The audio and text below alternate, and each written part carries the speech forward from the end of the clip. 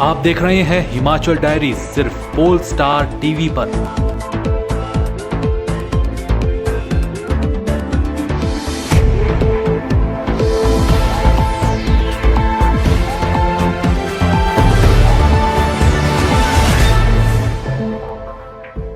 Himachal diaries के प्रायोजक हैं RK hospital Hamirpur, service with quality. नमस्कार, आप देख रहे हैं हिमाचल डायरी और आपके साथ मैं हूं मोनिका ठाकुर। आइए जानते हैं हिमाचल से जुड़ी ताजा तरीन खबरें।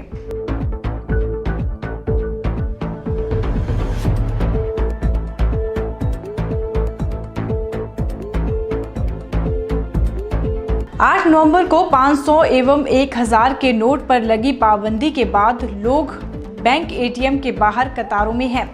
अब इन कतारों पर देश में राजनीतिक माहौल पूरी तरह से गरमाया हुआ है।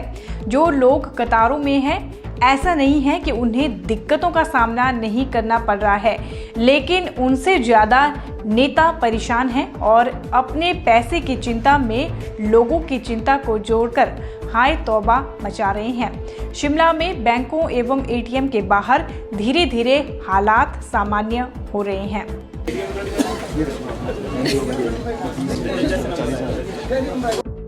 शिमला में भी लोग बैंकों के बाहर कतारों पर लगे नजर आ रहे हैं, लेकिन पिछले 2 दिनों से कतारें कम नजर आ रही हैं।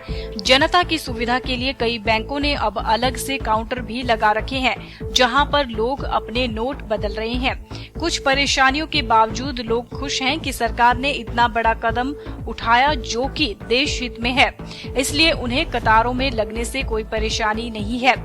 वहीं बैंक मैनेजर का कहना है कि आम जनता को थोड़ी बहुत असुविधा है, लेकिन बैंक कर्मी उनके लिए दिन रात काम कर रहे हैं और कोशिश कर रहे हैं कि उनको जरूरत के मुताबिक पैसा मिले। लेकिन लोग ये नहीं समझ पा रहे हैं कि नोट बदलने के लिए 30 दिसंबर का समय है, इसलिए पैनिक लेने की जरूरत नहीं है और कतारों में लगकर अभी जरूरत के मुताबिक ही पैसा निकालें। देखिए, ये मोदी साहब ने जो काम किया, इन्होंने बहुत ही अच्छा काम किया। इससे बैंक कर्मियों को बहुत जोश मिला है काम करने के लिए। अब जैसा कि ये 500 1000 के नोट बंद हुए हैं, तो लोगों ने एकदम से बैंक पे हमला कर दिया, जैसे कि आज ही जमा होने, जबकि इसकी डेट 31 दिसंबर तक रखी गई है सरकार द्वारा। अब दिक्कतें ये आ रही हैं कि लोगों को पता नहीं है कि बैंकों में जाके लाइन लगा दे रहे हैं। उनको समय मिला है 31 दिसंबर तक का, लेकिन वो समझ नहीं रहे हैं इस चीज़ को। बट हमारे बैंक ने पूरे इसको प्लान तरीके से काम किया है। इस पर हम जाते हैं चंडीगढ़, हमारी करेंसी चेस्ट है इंडियन बैंक की, वहाँ से हम कैश लाते हैं। यहाँ किसी कस्टमर को कोई दिक्कत नहीं आ रही। हमने एक अलग से स्टाफ काउंटर खोल रखा है, जिसमें लोग एक्सचेंज 1000 और 500 के नोट एक्सचेंज कर रहे हैं। उनका हम अपने एक पर्टिकुलर बंदा रखा है, कर्मचारी रखा है, जो कि उसको फॉर्म को फिल करने में मदद कर रहा है उनकी। और हमारा, जैसे कि आप देख सकते हैं, एटीएम हमारा लगातार चल रहा है, कोई इसमें दिक्कत नहीं आ रही है। कुछ ऐसी दिक्कत आती है तो तुरंत हम उसको अटेंड करते हैं। 24 घंटे आपका जो है बैंक काम कर रहा है एटीएम? बिल्कुल सर, जितनी हो सकता है हमसे, जब तक हमारे पास कैश रहता है हम उसको एकदम भरे रहते हैं। एटीएम को हम रुकने नहीं देना चाहते ताकि ग्राहकों को कोई असुविधा ना हो। बैंक कर्मियों की छुट्टी भी रद्द हो गई है, तो ऐसे में आपको कोई असुविधा हो रही है? देखिए, थोड़ी बहुत असुविधा तो होती है, लेकिन जिस तरह का ये काम है, जिस लेवल पे ये काम हो रहा है देश भर में, तो इससे हमें जोश है कि हाँ, किसी अच्छे काम के लिए हो रहा है। मोदी साहब ने इतना बढ़िया काम, इतना कदम उठाया, तो हम बैंक वाले पूरा उनके साथ हैं।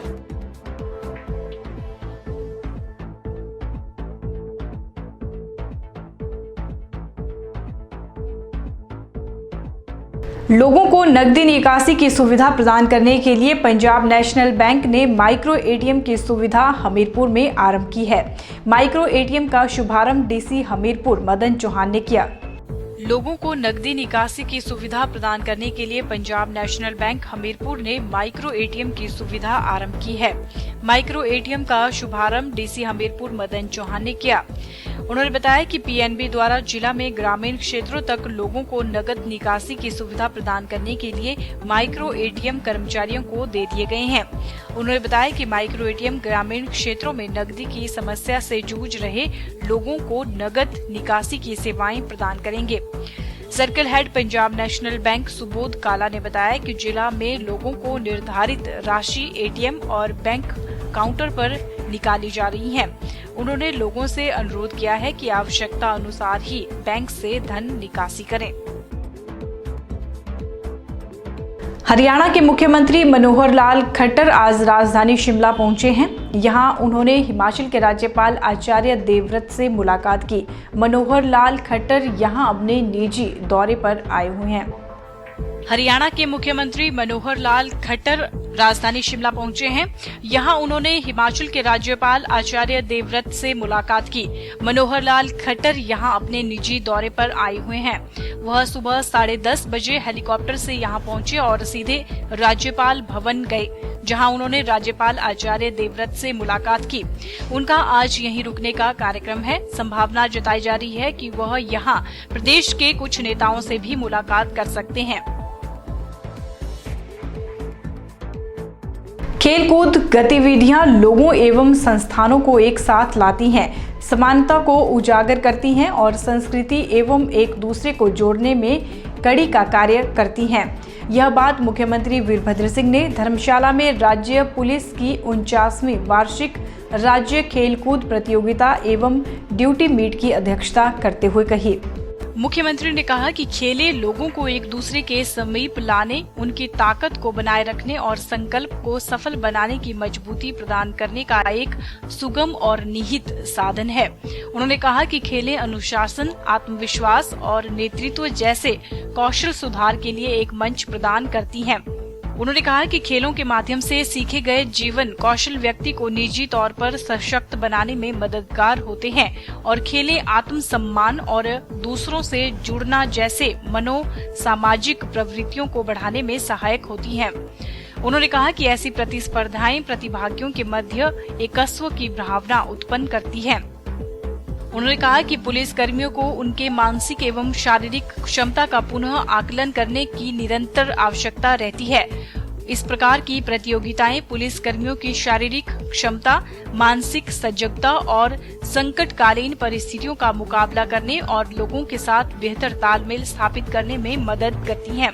उन्होंने कहा कि राज्य सरकार ने इस वर्ष 1500 कांस्टेबलों की भर्ती की है और वह शीघ्र ही पुलिस बल में शामिल होंगे, जो अभी प्रशिक्षण प्राप्त कर रही हैं।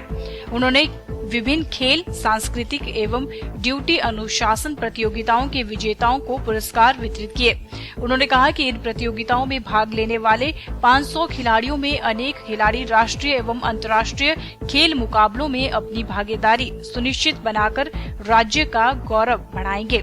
उन्होंने कहा कि यह प्रतियोगिता निश्चित तौर पर शारीरिक एवं मानसिक तौर पर धैर्य परीक्षा है और वह सभी टीमों के विजेताओं को बधाई देते हैं, जिन्होंने धैर्य एवं दृढ़ संकल्प के लिए इन प्रतियोगिताओं में भाग लिया। हिमाचल प्रदेश पुलिस का जो ये खेलकूद प्रतियोगिता है वो संपूर्ण हुई है और इसमें लगभग हिमाचल प्रदेश के पुलिस के सभी भागों में इसमें हिस्सा लिया है। मैं समझता हूँ कि पुलिस की जो ये खेल प्रतियोगिता होती है प्रतिवर्ष, वो निरंतर होनी चाहिए। इसमें कोई ठहराव नहीं आना चाहिए, क्योंकि पुलिस जो है वो हमेशा तनाव में रहती है। उनके ऊपर प्रदेश की हिफाजत और कानून और व्यवस्था को कायम रखने की सख्त ड्यूटी रहती है।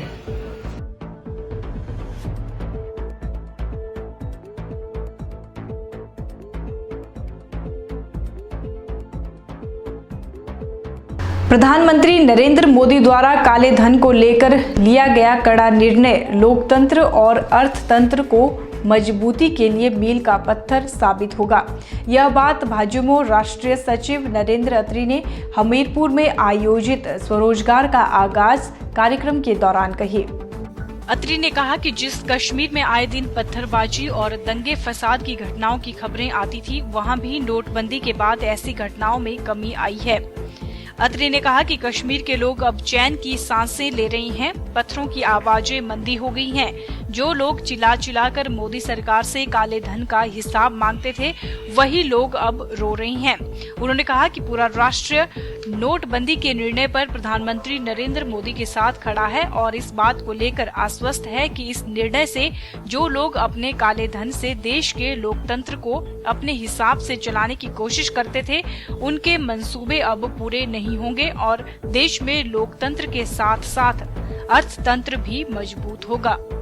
कि जिस तरह का प्रयास हमारे देश के सम्मानीय प्रधानमंत्री श्रीमान नरेंद्र मोदी जी आज अपने राष्ट्र की मजबूती के लिए, अपने युवाओं के रोजगार के लिए, अपने पूरे समग्र राष्ट्र के कल्याण के लिए जिस तरह का निर्णय वो ले रहे हैं, उसमें पूरा राष्ट्र उनके साथ है।